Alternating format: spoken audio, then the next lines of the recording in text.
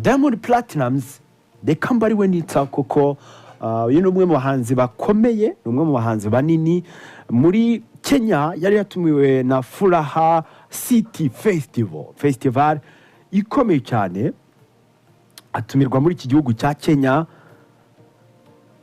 Byari byitezwe ko Diamond Platnumz, uwitwa Zuchu, uwitwa Rayvanny, uwitwa Willy Paul, uwitwa Femi One, uwitwa Kinoti, uwitwa Khaligraph Jones, nibaza ari abo ngabo bagomba kuririmba muri Furaha City Festival. Ni serukiramuco ryabaye ku itariki 7. Diamond Platnumz akigera muri Kenya yakoze ikiganiro itangazamakuru asaba abamutumiye kuzubahiriza ibyo bavuganye byose mu masezerano kuko afite akazi kenshi. Birumvikana ko yari yahageze ari kumwe na ekipe ye, ari kumwe n'abajyanama be, ari kumwe na Zuchu nawe agomba kuririmba muri serukiramuco, ndetse ni nako byagenze. Diamond Platnumz amasaha yageze, bano bahanzi bose bakuru iyo basinya kontra bavugana amasaha y'igihe ari bugiye ku rubyiniro. Amasaha yageze na ekipe ye bashatse kujya ku rubyiniro, ubundi bahita bagutegeka ko kuraho ibyuma kugira ngo azaririmbe bakore sound check yabo. Murabyibuka ibyabaye kuri Ngabo Jobel Medal Medi, ubwo nawe yagomba gutanga urubyiniro ku munyanigeria wari ugiye ku rubyiniro. Mu masezerano ye isaha niba mwavuganye saa 4, iyo saha ukwiye kuyubahiriza akaza ku rubyiniro. Niba mwavuganye ko azarimbiye isaha, ubwo saa 5 azaba avunze ku rubyiniro.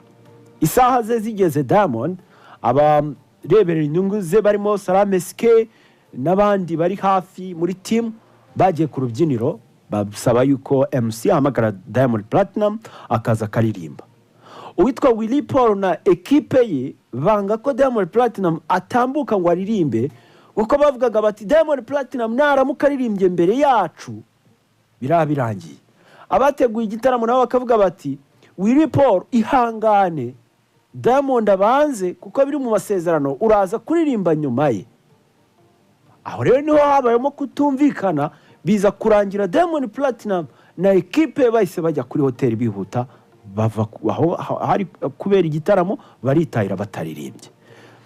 Byateje saga ku mbuga nkoranyambaga, abarimo Eric Omondi bavuze ko binababaje cyane uburyo abahanzi baturuka muri za Tanzania na za Nigeria bubahwa muri Kenya, nyamara abahanzi babo batubahwa. Ibyo Diamond nawe yavuze ko ataragasuzuguro, ndetse ko atashatse iby'ikirenga, ahubwo yashatse ibyo yumvikanye n'abantu.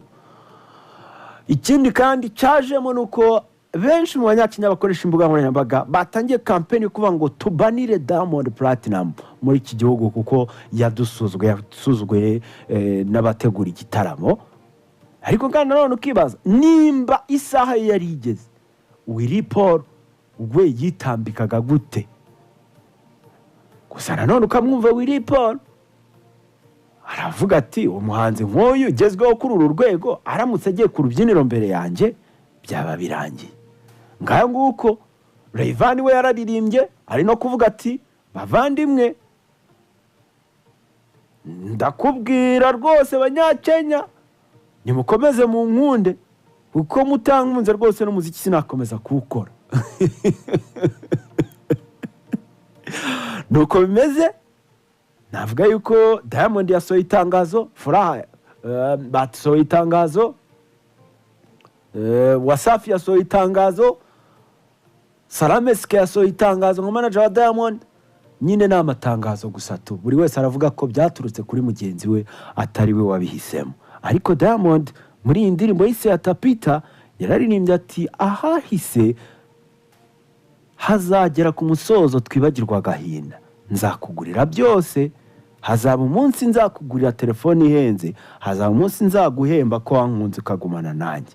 Ahahise wa mugani hazagera ku musozo. bamwita Diamond Platinum akubwira ngo yatapita